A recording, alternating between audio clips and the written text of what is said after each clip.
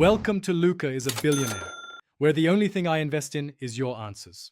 You'll begin by opening Settings and going straight to General, then iPhone Storage. This shows a breakdown so you know where space is used. Once you see large apps and categories, tap any app to reveal documents and data. Make sure to enable iCloud Photos or offload unused apps now if you need quick relief. This prevents deleting important content while you work through targeted cleanup steps. Now you'll remove the heavier items. Delete offline media from streaming apps, clear Safari website data, and purge caches where available. When choosing offload versus delete, remember offload keeps app data while freeing app binary space. Delete removes everything.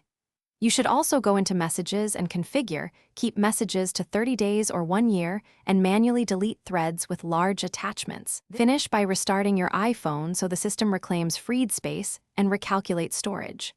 Once done, review the Files app for leftover downloads and use third-party cleaners only after backing up. They can help but sometimes remove needed files.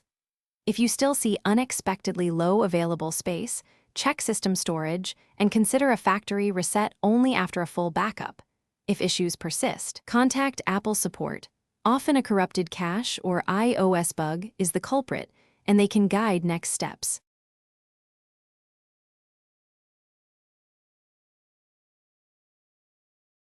Thanks for watching and please subscribe. It's the best investment you'll ever make.